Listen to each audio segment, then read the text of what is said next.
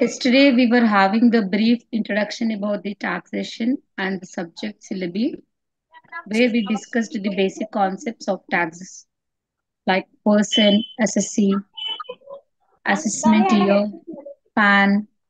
This all we have discussed yesterday, and also rules that are exemption to the previous year.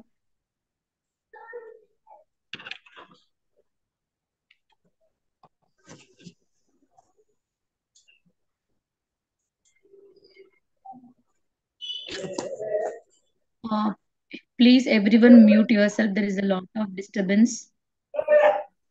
Imanshu, who is this Imanshu? Yeah, please.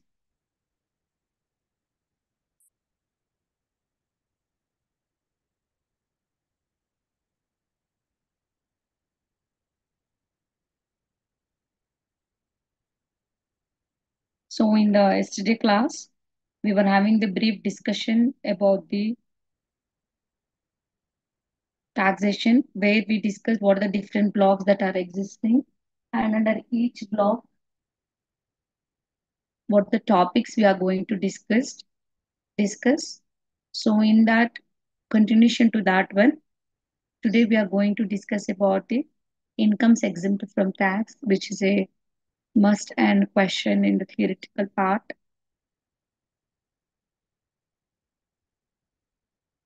Give me a second, I will share the screen.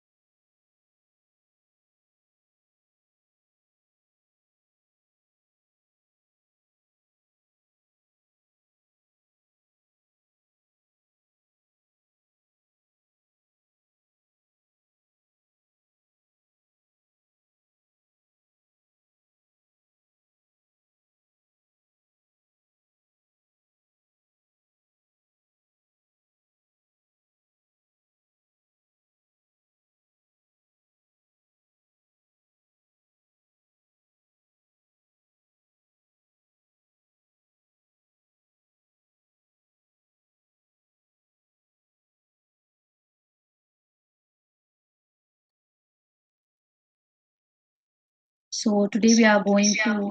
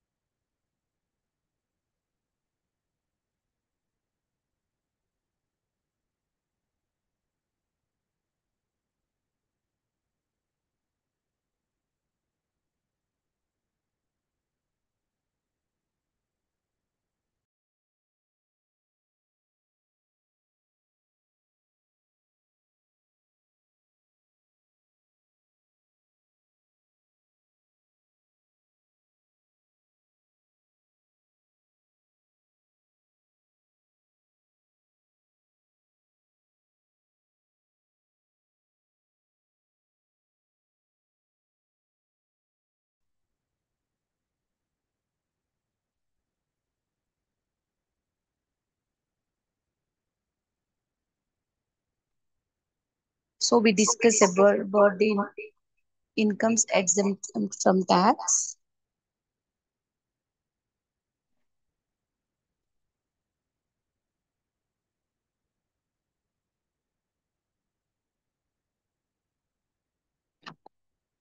In that, we have exempted incomes. In exempted incomes, actually, we have 100 plus incomes where the incomes are exempted from tax. It will be a purely theoretical like question in the exam.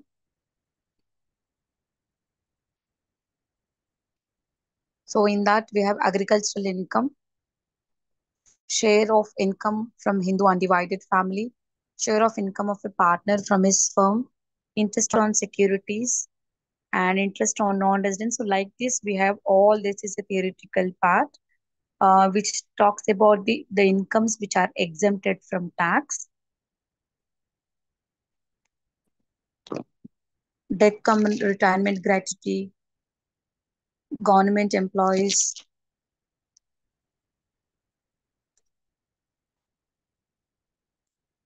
non-government employees, and here this is a small problematic question where they asked it is a chance of asking in the exam for point the viewpoint of short marks questions also. If you want, let's discuss that. So whenever we are talking about the gratuity, in that how actually this again we discuss in the salary chapter, how do we calculate the gratuity of an employee if it's a government employee and if it's a non-government employee. So like this we have all theoretical top points or the provisions that are available whenever you invest or save or expenditure, anything you do, there are certain incomes or there are certain expenditures which are exempted from tax. So in that sequence, only retrenchment compensation to workers, payment under Bhopal gas leak, payment on voluntary retirement. So these are the different all the points which comes under or which covers under the incomes exempt from tax. And house rent allowance. So this all comes under the incomes are exempt from tax. And I hope this you can even understand by just having a reading or a glance or giving one reading is enough. So we move to the next topic, that is income from salary, which is a problematic chapter where we have to do certain problems that are related to this. So in that sequence, first we'll try to understand what is income from salary, what is the format that is available for the income from salary. If given a second, I will share the income from salary chapter so that we can have a discussion about that, how actually income from salary is calculated.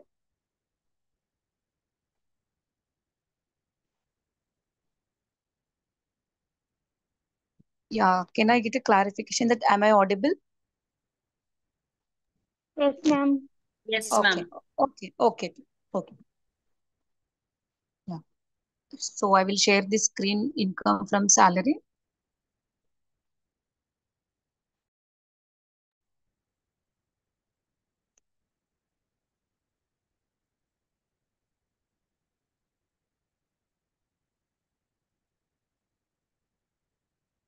I think the screen is visible to you all. Am I right?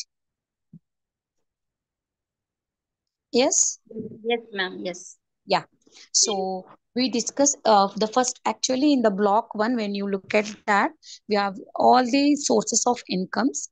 Like what are the sources? How do we earn an income of an individual? In the sequence, we have five sources or five heads we call. Either we call five heads of income or we call five sources of income. In that, the first one is income from salary. So in income from salary is the first head, and the next head comes the income from house property, and the third one is income from business and profession, and fourth one is income from capital gains, and the last one is income from other sources. So these are the only five sources where an individual earn income. And in that, first head is income from salary. And income from salary means how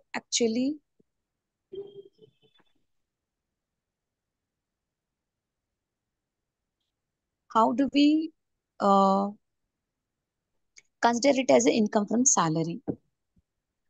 So, in order to call it as a salary, there should be a relation of uh, both employee and employer relation should be there.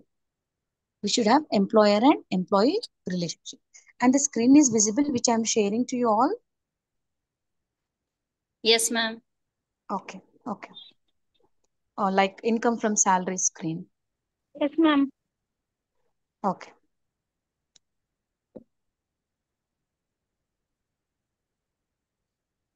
So if you look at here, income from salary means there should be some, to call it as a salary, there are certain criteria or there are certain conditions based on which we consider it as a salary income.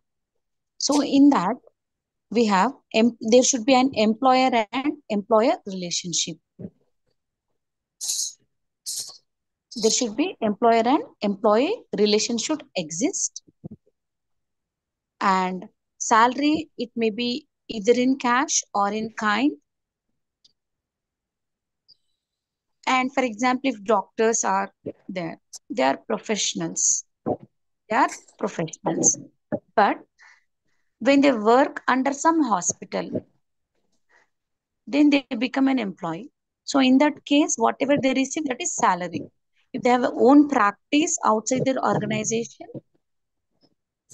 then it is income from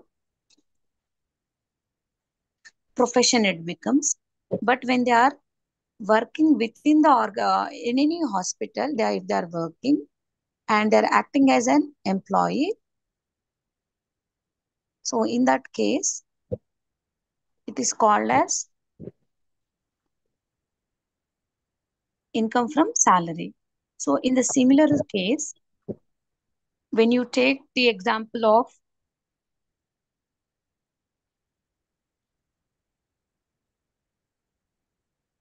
even when you take chartered accountant, if he's having own practice outside the organization of his own practice, then that is income from profession.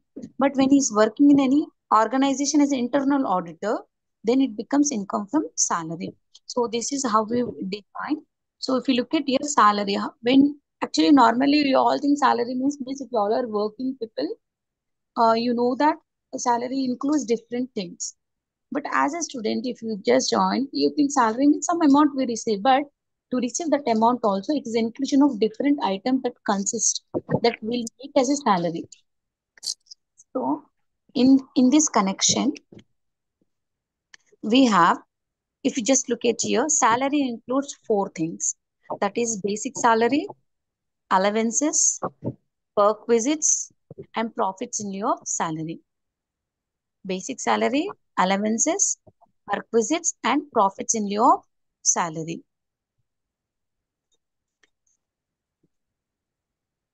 And here, basic salary means again, what does it include? When you add these four things, then it will become the that is gross salary. That we call it as gross salary. What all include basic salary, allowances, perquisites, profits in lieu of salary. These four together, we call it as gross salary. And from this, if we deduct standard deduction, entertainment allowance, and employment tax, these three are the deductions that are allowed for the salary income. And whenever you deduct it, that we call it as gross salary. And if you just look at here, basic salary means what all will come under that. Whenever we call it as a basic salary, under that we have basic salary, that is again. So here again, we even call it as basic pay. If you see any government job notifications, in that you will find it. They will mention like this: pay from so and so, like it starts from 30,000 and in the middle they will give some 2,000 or 3,000 and till some 1 lakh. Means that is pay scale. Means till that completes every 5 years or 10 years they receive that pay scale. And it goes on, increases every year as a part of an increment. It will be added to their, that is basic salary. Then what is bonus? Anything apart from basic salary that is paid to the employee, that is bonus, commission, fees, overtime remuneration, leave encashment, employer's contribution to RPF in excess of prescribed limit. So this we will discuss in depth when we do the problem. That is employer's contribution to RPF. RPF means recognized provident fund. If you are saving in any provident fund, and even if the employer is also saving an amount on behalf of you and you both are doing, so they have some limit. Some limit is given, that is 12%. Whatever, if as an employee, if I am saving my income, then it is my saving. If employer is doing on behalf of me, that is a taxable amount. It's nothing but it is like a salary and it is taxable amount. It is considered as salary and it is taxable amount. And this employer contribution to RPF, employer contribution to RPF should not, here they is telling na employer contribution to RPF in excess of prescribed limit. So what is the limit? Limit is 12%. Limit is 12%. And interest credited to RPF. For example, I am saving an amount towards recognized provident fund, some amount. So whenever we save some amount on that, we get some interest.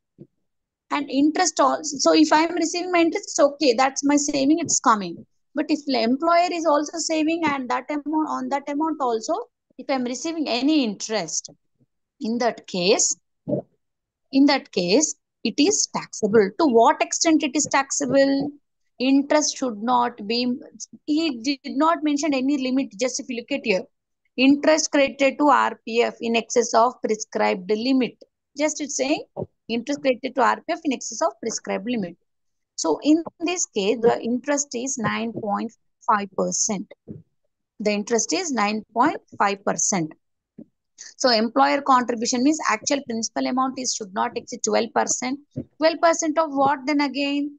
That we will discuss when we go to that particular topic. Okay. So salary includes all this. Now look at the next head. Next head is allowances.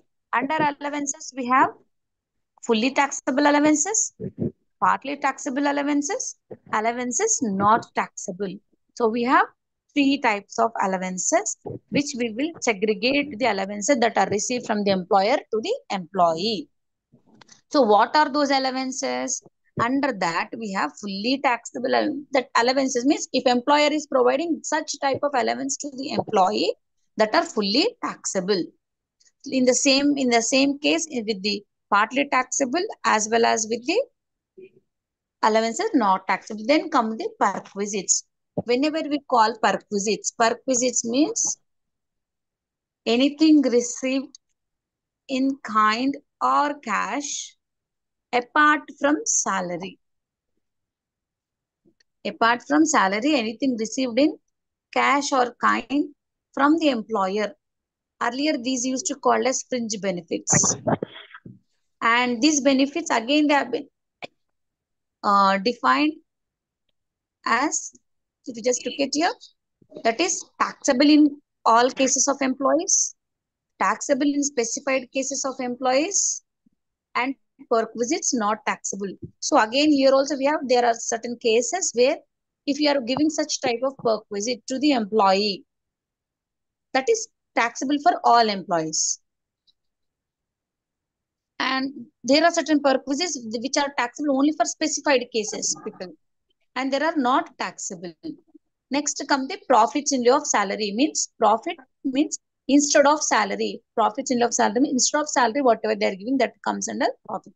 So whenever we call gross salary, this format has to be known. So we have the first head is salary, the second head is allowances, the third head is perquisites, and the fourth head is perquisites, profits in lieu of salary. When you add all this together, we call it as gross salary. Then comes the deductions. This is format, how actually we calculate the income from salary.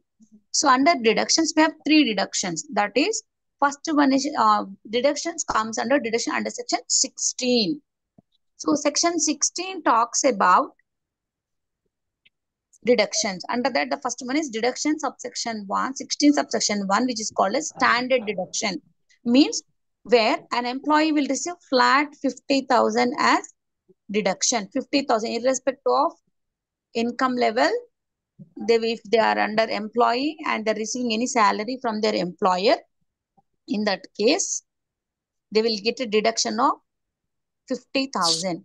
Next is deduction under section 16 subsection 2, which is called as entertainment allowance. Which is entertainment allowance. Again, we have certain provisions. How do we calculate? And the last one is professional tax or employment tax. When you deduct these three, then we get income from salary. Now, again, they have this is format. Everyone must and should know to understand how actually we calculate income from salary. So again, under salary, they have defined salary means basic salary, wages, any gratuity, any fee, commission, leave encashment, overtime remuneration, bonus, advance salary, arrears of salary. This all comes under the salary.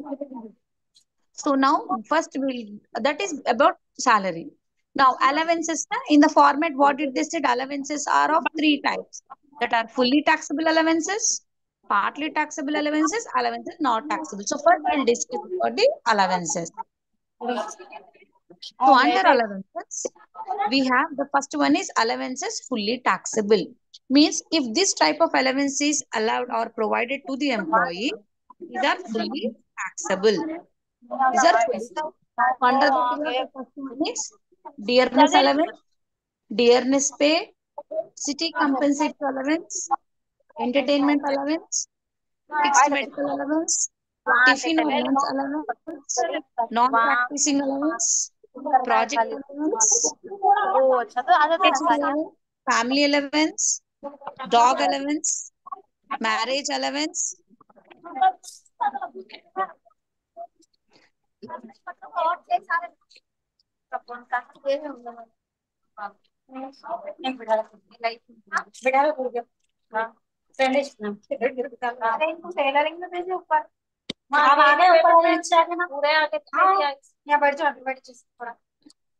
Please, whoever it is, please be on mute.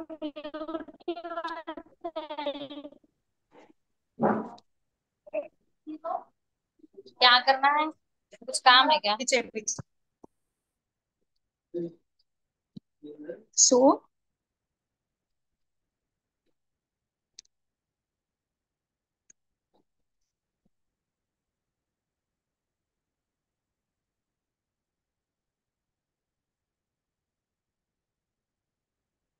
so if you just look at here, these are the fully taxable allowances. Means if this allowance is provided to the employee, they are fully taxable. This we have to remind by ourselves. We have to remember by ourselves. Next is allowances partly taxable. So allowances partly taxable. Under that, the first one is house rent allowance. And this is the allowance given to an employee to meet the expenditure for whatever rent he is paying towards his occupancy, means wherever he is residing. And for that, we have a provision. Actually, this is partly taxable. This is not fully taxable. This is partly taxable. Partly means how it is partly taxable. Whatever house rent allowance that are received from the employer, from that we will deduct the any of the whichever is the least from the following. Means this out of these 3 points, that is actual amount HRA received, or 40% of salary, or rent paid by the employee minus 10% of salary. Out of these three, whichever is least, that will be given a deduction and the remaining is taxable. So what we will do, total HRA, if we can just look at it, taxable HRA is equal to actual amount received at HRA less least of the above. Means out of these 3 points, whichever is least, that will be deducted. What is the first point? Actual amount received as HRA or 40% of salary. This is rule. Means out of these three, whichever is less, that will be given deduction. And 50% in case of metropolitan cities. Metropolitan cities means Mumbai, Chennai, Delhi, and Kolkata. These four cities, it will be 50% of salary, and all other cities, it will be 40% of salary. And the last point is rent paid by the employee minus 10% of salary. So out of these three, whichever is less, that will be given as deduction from the HR and remaining will be taxable. In this case, if you can just look at, we are calling, if you just look at the second point, 40% of salary we are calling. 50% of salary we are calling. And if you can look at even C point also, rent paid by the employee less 10% of salary. We are calling salary salary. Salary means what here? Salary means it does not come this one. Whatever we discussed earlier, this will not come there. There, for that provision, here salary means basic pay plus DA. And if you look at there in the brackets, service benefits is mentioned. Service benefit means if it is entering into retirement benefit or it is a part of salary. If they mention like that, then only we will take DA here for calculation. Otherwise, we will not take for the calculation part. Plus commission calculated on turnover. Turnover means on sales. Any commission is calculated, that will be added. So 40% of salary means what? Salary means here we will add basic pay. To that we will add DA. And DA also, which DA we will add? We will add only service which enters into service benefits and commission on turnover. And you have to remember these two important points. That is allowed, that deduction is allowed only when he is paying rent. If he's staying his own house and is not paying any rent, and in that case there will be no deduction for HRA. HRA will directly goes for the calculation, fully taxable. Only to those employees who are on stay living on rent basis and paying the rent, for only for those people it is allowed. And no exemption is allowed when rent paid does not exceed 10% of salary. If you look at here, third point, rent paid by the employee is given mentioned. Yes. So here, no exemption is a when rent paid, if this rent paid is less than 10%, then there will be no deduction. It should be more than this 10% of salary. Then only this deduction is allowed. So what we will do, we will do one problem which is related to this HRA so that you will understand this rule. Okay, is it clear? Yes, ma'am. Yeah. So we will do one problem that is related to HRA. Let's see if it is given here. I'll just discuss the question.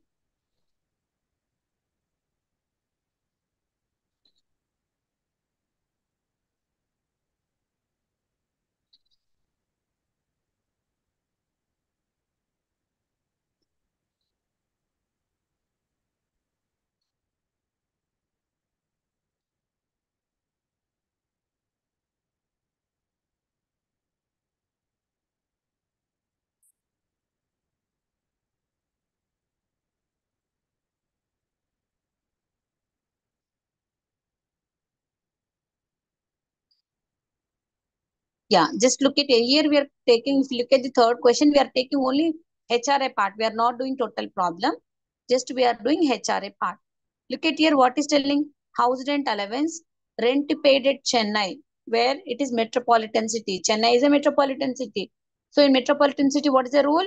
50% of salary. The rule you have to remember. So how much rent is receiving HRA? HRA is receiving rent paid at Chennai 18,000. So he's paying a rent of 18,000. But how much HRA he is receiving? He's receiving HRA of 12,000. So HRA is receiving 12,000 and rent he is paying is 18,000.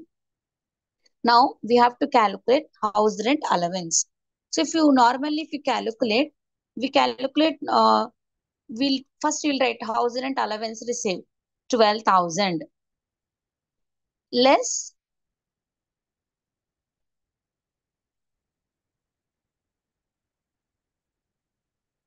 So we write here HRA. How much is receiving? 12,000. From this we will deduct less least of the following. So what is the least of the following? Under that we have 3 points. Under least of the following, the first point is actual HRA received.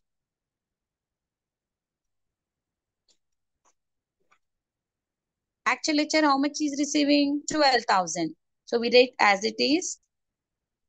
And next point is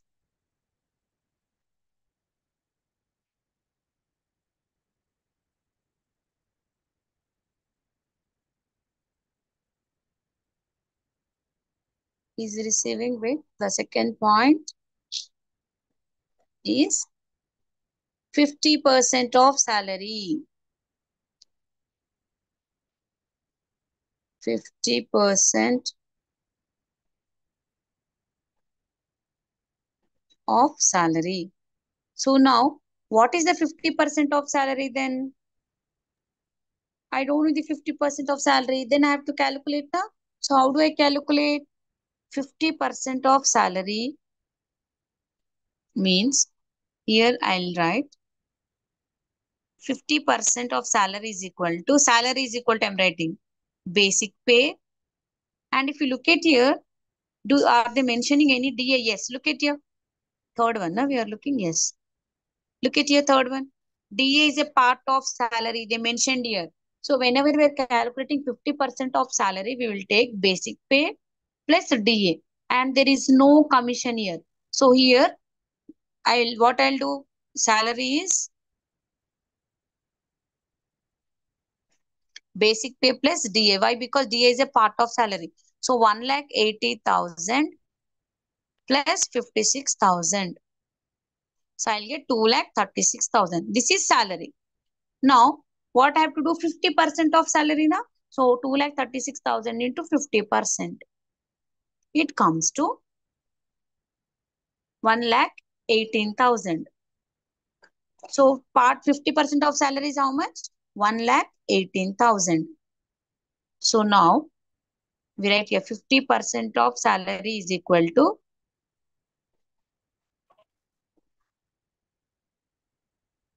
18,000.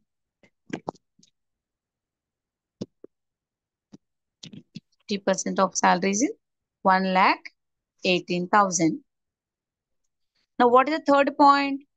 The third point is rent paid minus 10% of salary. How much rent he is paying? He is paying 18,000. Rent is paying is 18,000. Now what is it? Rent paid minus 10% of salary. Salary means how much we got? 2,36,000. Yes. Just now we did na basic pay plus DA. Basic pay is 1,80,000 and DA is 56,000. So 2,36,000. Of that 10%. 10% of salary. So 2,36,000 into 10% comes to 23,600. Now, what is the rule just now we discussed? Whenever we want to give any deduction, this rent paid is there, na? This 18,000. This 18,000 should be more than this 10% of salary. But if you look at here, is rent paid is more or 10% of salary is more? Is looking which is more here? Rent paid or Salary is 10% of more. salary? 10% of salary. In that case, there will be no deduction. Yes. So in that case, this total 12,000 is taxable. This total 12,000 is taxable. There will be no Yes, sir. exemption. There will be no exemption for calculation of deduction. But we have to calculate whether it is deductible or not. Until we find out, we cannot tell whether it is deductible or not. Okay, but by looking at here, so you should know this rule also that always rent paid should be excess of 10% of salary. But here it is not excess. That is the reason there will be no deduction for the HRA. HRA is fully taxable. Is it clear? So this is about, and I think you can look at here also. HRA is fully taxable. Why? Because of this rule.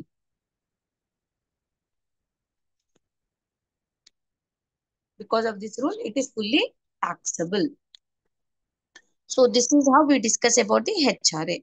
Now we move to the next, that are partly taxable. We are discussing about partly taxable allowances. Under partly taxable allowances, the first one is HRA.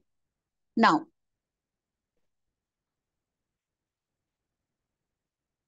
the next are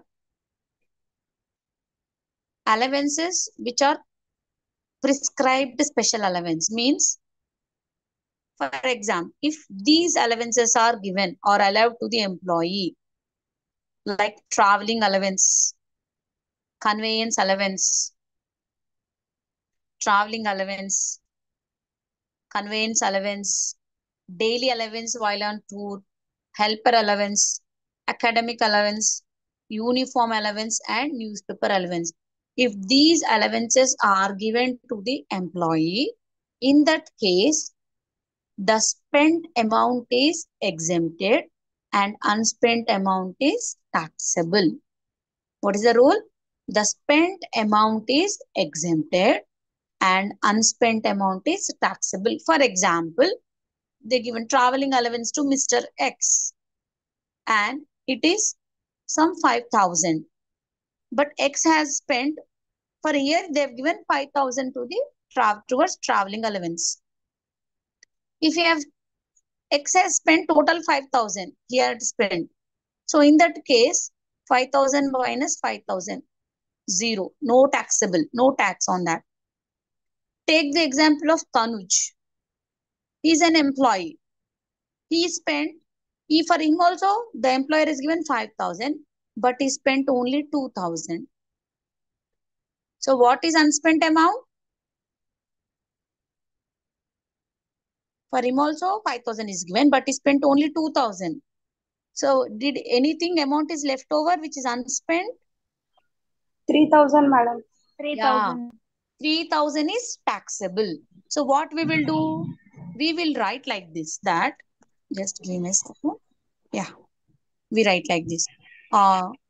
Traveling allowance, in the first column we write 5,000 less spent 2,000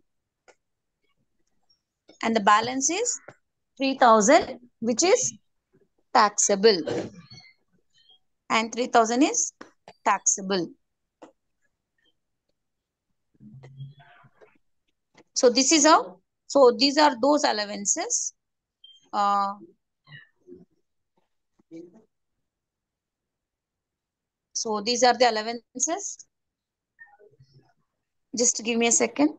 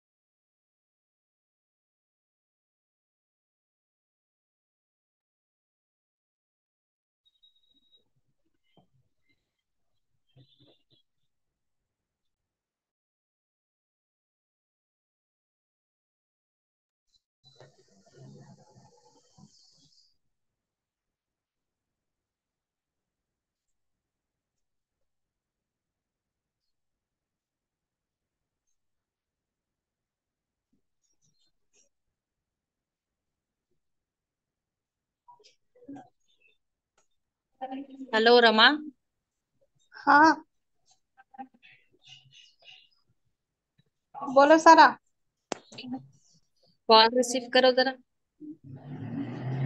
फिर से मेरे को connect नहीं होता रे। आप कहाँ हैं?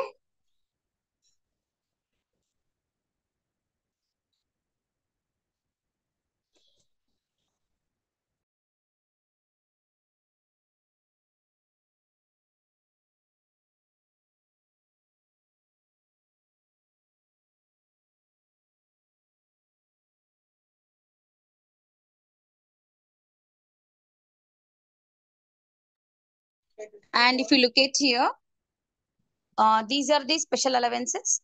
And if these allowances are given, they are fully they are taxable only to the part of spent, and the unspent amount is exempted from tax. The next comes special allowances to meet the personal expenses. Means if these allowances are given to the employee, they are exempted only to the limit of amount given here. For example, if you look at here, children education allowance. For example, the employer is giving 5,000 per month for two children. Employer is giving 5,000 per month for two children. But if you look at here, what is the rule income tax is given? It is 100 per month. So it is 100 per month per child. It is 100 per month per child. So here, when you look at Two here, children. 100 into 2 per into 12 months. So how much employer is paying? Employer is giving 10,000. 5,000 per month for two children, that is 10,000. But if you look at here, what is the rule it is saying? Only to the extent of 100 rupees it is exempted per month. So remaining amount is taxable. Similarly, in case of children hostel allowance, 300 per month per child, and transport allowance up to 800 per month, underground allowance. So these are the amounts which we have to memorize to remember the allowance. So we have under partly taxable allowances, the first one is HRA, the next one is to the unspent amount, it is taxable, and the third one is to the limit, it is exempted, and the remaining is taxable. Next, allowances not taxable. There are certain allowances which are not taxable. That is foreign allowance, sanctuary allowance to High Court and Supreme Court judges, and allowances from United Nations organization. So these allowances, next comes the perquisites. So why am I discussing in detail? Because without these provisions, we cannot go further for calculating the tax and income from salary. So under perquisites, again we have taxable in case of all employees. Under that we have the first one is rent accommodation. Please mute whoever it is. Rent-free accommodation. So when apart from that HRA is a allowance, rent-free accommodation is a perquisite. Why? Because rent-free accommodation is not given to all the employees. It is given to only certain employees only. Whereas HRA is given to all the employees. So value of rent-free accommodation is calculated based on two things. One is government employee, the other one is non-government employee. So government employee is simple. Whatever the tax amount that is given by the government, that is taken for the calculation part. And if it is furniture, fully furnished is given. If any house is given, any accommodation is given to the employee with full furniture, in that case, 10% of cost of furniture will be added, or actual higher. If it is taken on rent basis, rent charges will be added to that. So if you just look at here, he has given the government employee. We will just look at this so that you'll understand.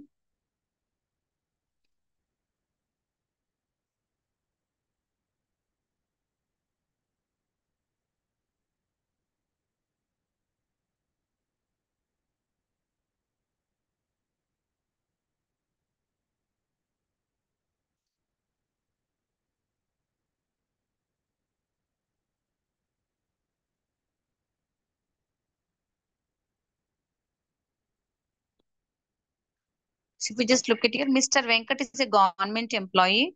He is provided with a rent-free accommodation at Hyderabad, whose municipal value is 80,000 per annum. His pay particulars are basic pay 15,000 per month, DA 6,000 per month, bonus 20,000, entertainment allowance 6,000. The rent of an unfurnished house as per government laws is 1250 per month. He is provided with a furniture costing 60,000. Find out the value of rent-free furnished accommodation. So is a government employee. So what I said, government employee means whatever the rent is fixed by the government, that is taxable. And if any furniture is provided, we'll take 10% of cost of furniture, or any if the furniture is provided that employer has taken on rent basis and is providing us, in that case, higher charges will be taken for the furniture. So what is the rent fixed by the government? Okay. Look at the question, what anywhere you mentioning that. Look at here. The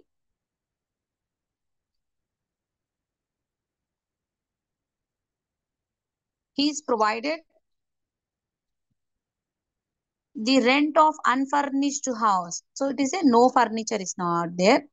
Unfurnished house as per government rule is 1250 per month. It is 1250 per month. So how many months in a year? 12 months. So just look at your value of unfurnished house. 1250 per month into 12 months. So it comes to 15,000. It comes to 15,000.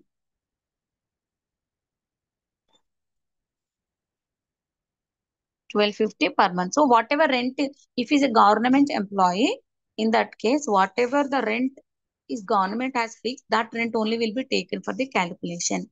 And 10% of cost of furniture. So look at here, he is provided with a furniture of 60,000. So furniture is, we will take 10%, 60,000 into 10%, it comes to 6,000.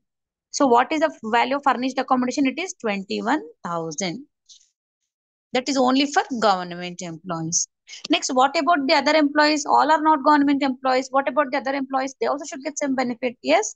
So for those people, again we have where accommodation is owned by employer. For example, Mr. X is an employer and Y is an employee. X is an employer and Y is an employee.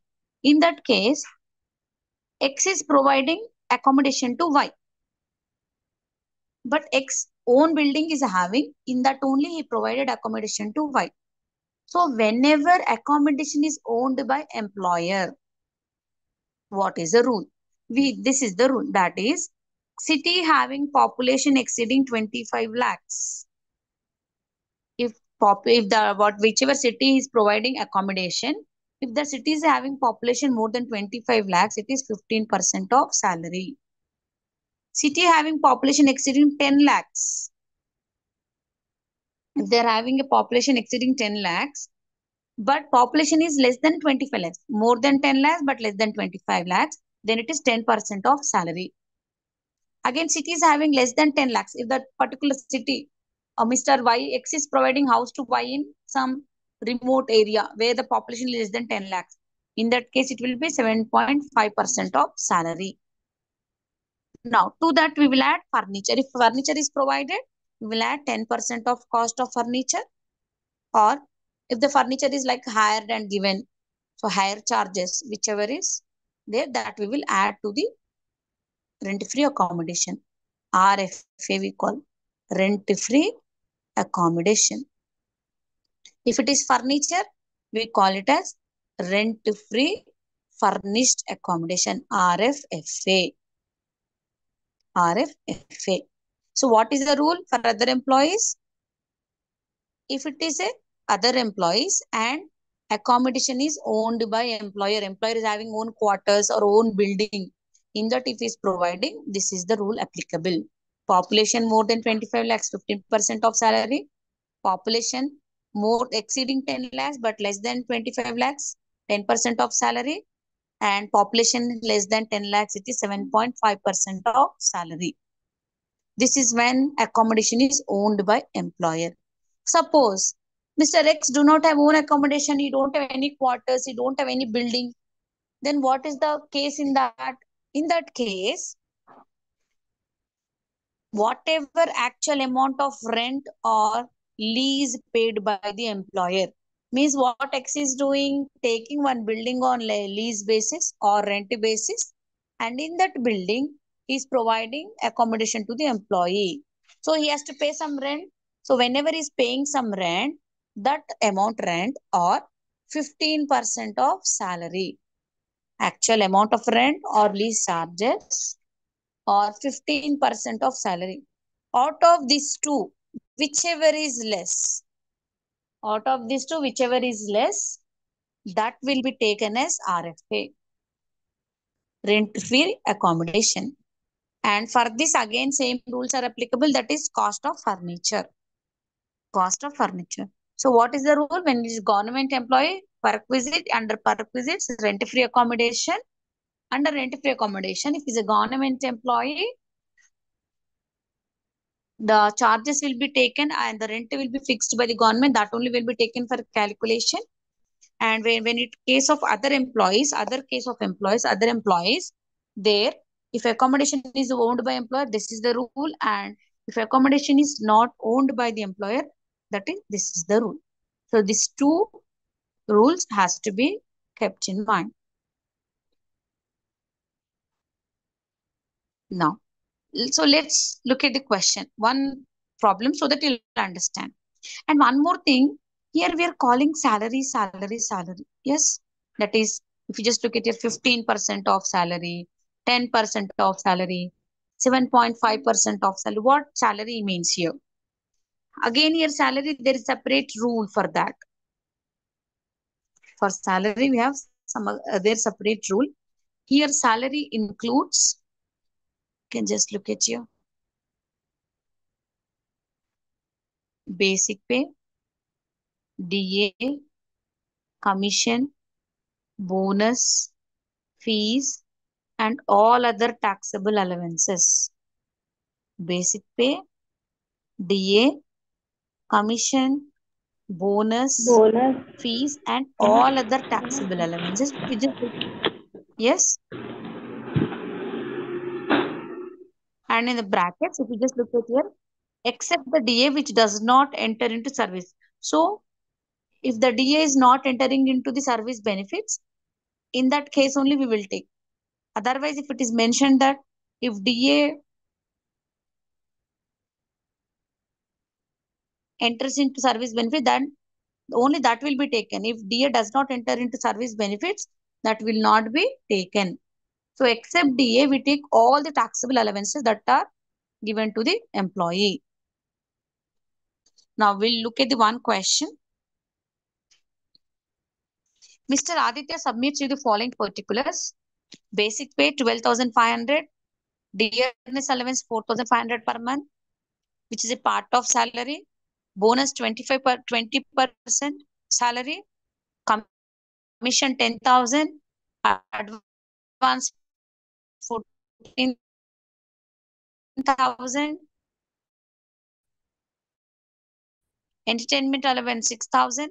This is what we were discussing just now. Rent-free accommodation owned by employer having a fair rental value of 75,000 per annum. Cost of furniture 80,000. Compute the value of rent-free accommodation when. So they given four situation to us. The first situation is the house is situated in a city having population exceeding 25 lakhs.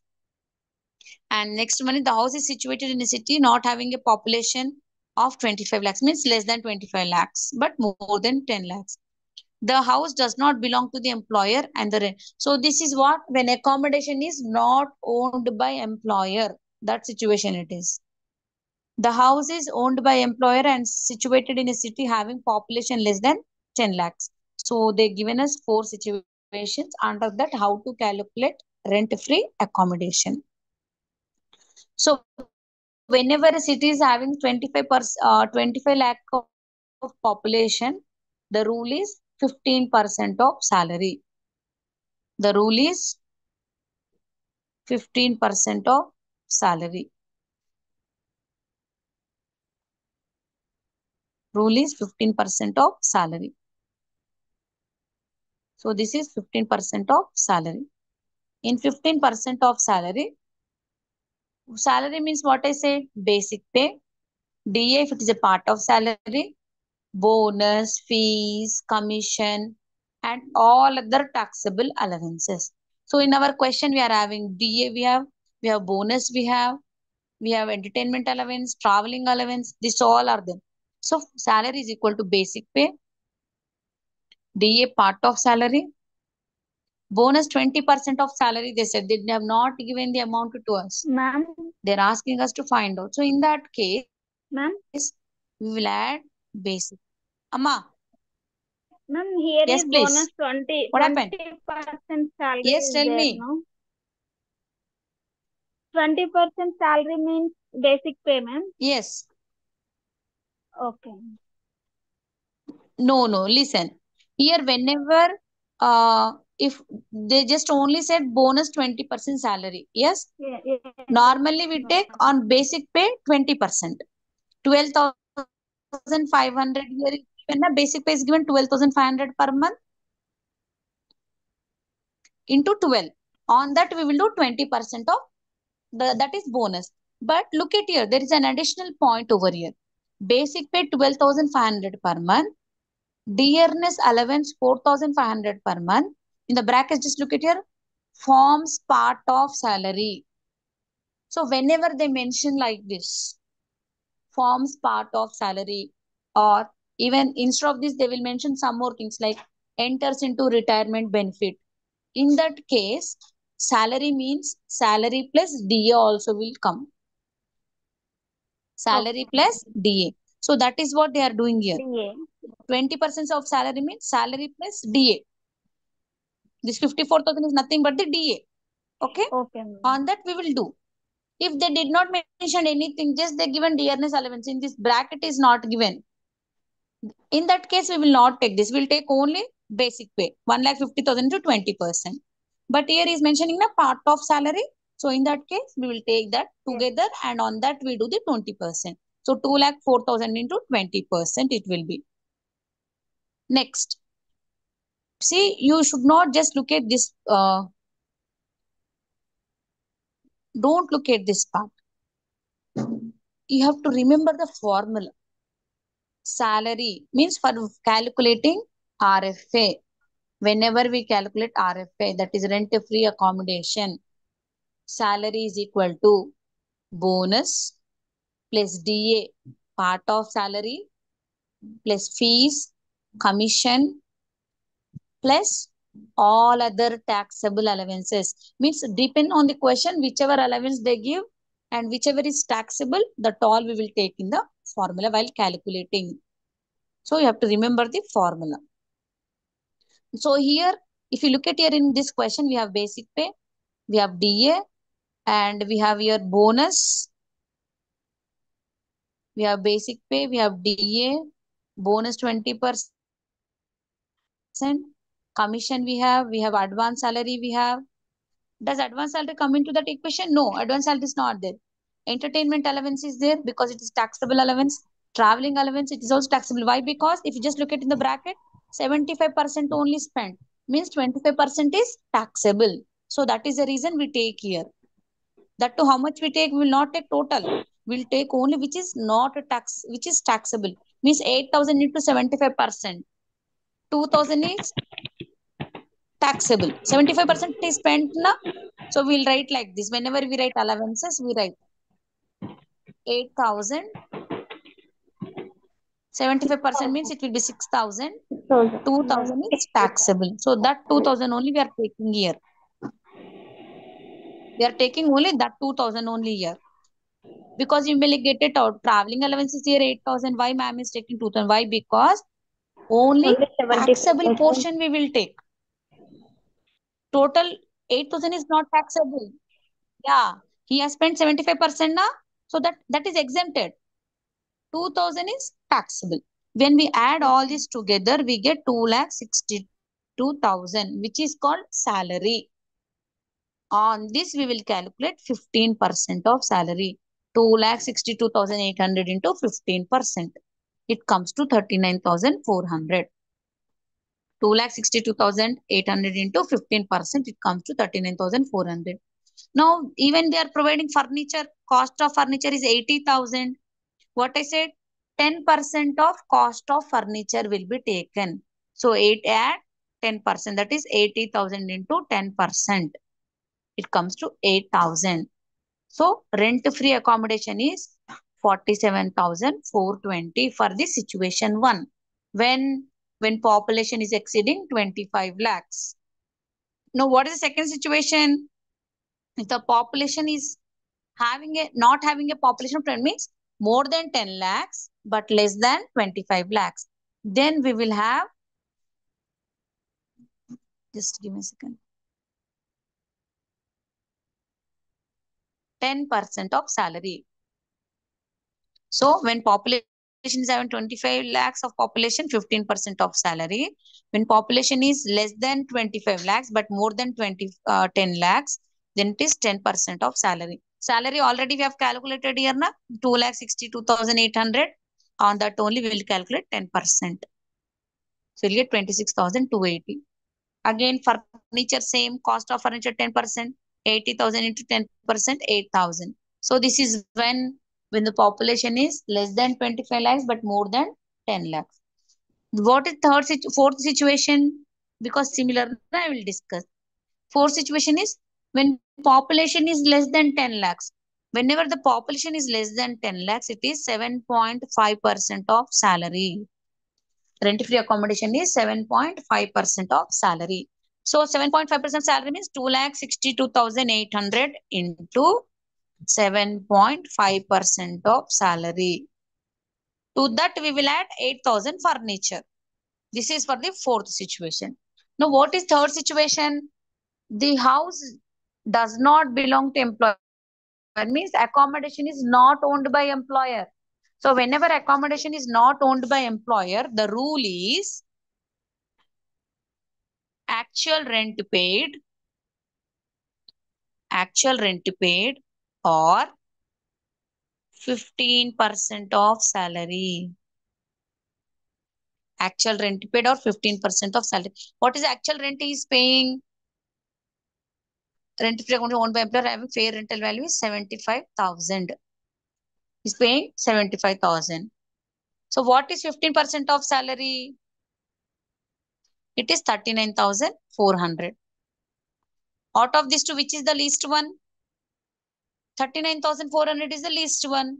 So to this again we add the furniture. That is what he mentioned here. You can just look at you. 15% of salary or rent paid. Rent paid how much is paying? Did he mention anything? Sorry. He given a mention, sorry. Third point. The house does not belong to the employer. He paid a rent of 2,000 per month. Sorry. Here is the question. 2,000 per month. So actual rent he is paying is 2,000 into 12 months. It will be 24,000. And 15% of salary already we calculated now 39,400. Out of these two, which is the least one? 24,000. 24,000. 24,000. Yeah. So this we will add furniture. Furniture is again 80,000 in 10%, 8,000. So it will be 32,000 when accommodation not owned by employer. This is how we calculate the rent-free accommodation. So this situation you have to remember because this is not full problem. This is a part of problem what we are discussing now.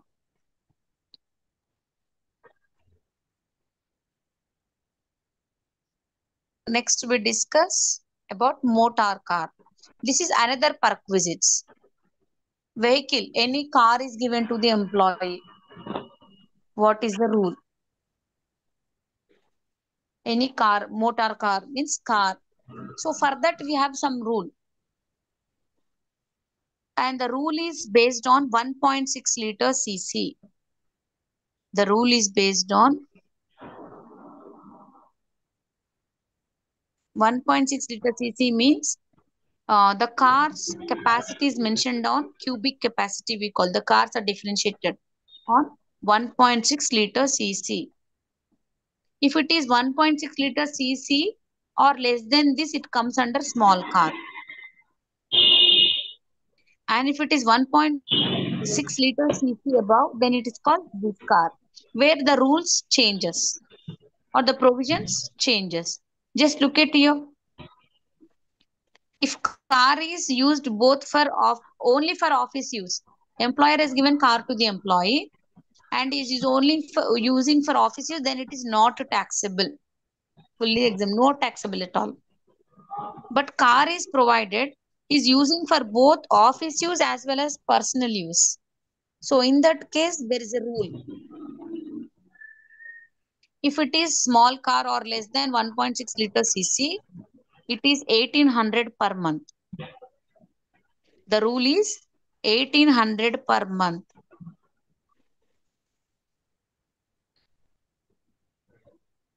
Plus 900 for the driver. 1800 per month for the car and 900 per driver is taxable. Perquisite which is taxable when it is used for both office use as well as personal use. In that case, it is 1800 per month. Which car? If it is 1.6 liter 1.6. cc or less than that, yeah, or less than that, in that case, it is 1800 per month plus 900 for the driver per month into 12 months. It is taxable. If the car is above 1.6 liter cc, then it is 2,400 per month. More than 1.6 liter cc, then it is 2,400 per month plus 900 for the driver. It is taxable. So in the question they will give motor car of liter 1.7 liter cc is provided. Just they will mention only that point. So you should know that whenever a car is more than 1.6 liter cc and it is used for both office and personal, then it is 2,400 per month plus 900 for driver is taxable. Next, When car is means when car is owned by the first one was owned by the employee. This is hired means owner is the employer is taking that car on rent basis and giving to the employee. So in that situation, the rule remains the same. Only the point changes that when the expenses are met by the employee itself. And some cases, whenever the amount is partial amount is collected from the employee. This all doesn't. This is the main important point you have to remember. Next, medical facilities. So under medical facilities, you have to remember it is actually free for any employee. But if he's getting any reimbursement, he's taking reimbursement of that medical facilities. So whenever he wants to take that from insurance company or insurance premium, so in that case, it is fully exempt. Any medical insurance or reimbursement of health insurance premium is taking, that is fully exempt. And if he's, for example, Mr. X is an employee, his family members are taking medical treatment at some hospital or some any nursing home, which are private one and which are not recognized by government. Remember, which are not recognized by government. In that case, exemption is only 15,000 and the remaining is taxable. When any of the family members are taking treatment in any hospital or private practitioners or any nursing home, as per the government or IT authorities, exemption is means which is not recognized by the government. In that case, only it is only for those cases it is only till 15,000 it is exempt and remaining is taxable. Means, for example, Mr. X is giving treatment to his wife or to his father, and it is in some government or some recognized hospital. The expenditure is 25,000. It is fully exempt. If he's taking treatment in any which is not recognized by government, in that case, 50,000 the charges are. So 15 only exempt, remaining 35,000 is taxable. So rent-free house provided, remote place, free meals provided, leave travel concession, and free meals on only to extent of 50 rupees they are exempt. For example, if you see many MNCs, they provide food to the employees, to their employees. They may show it is 100 or 500 rupees per employee, but only 50 rupees, whatever they pay, let them pay. But only 50, for example, employer is giving daily 200 rupees for the meals. But as per IT, it is only 50, means 50 is deducted, remaining 150 is taxable. And if you are taking any loans on that interest and any gifts, if you are taking above 5,000, they are taxable. So these all are the provisions, and the remaining part we discuss tomorrow. Is it okay? Okay, ma'am. Thank you so Okay. much. Okay, Okay. madam. Thank you.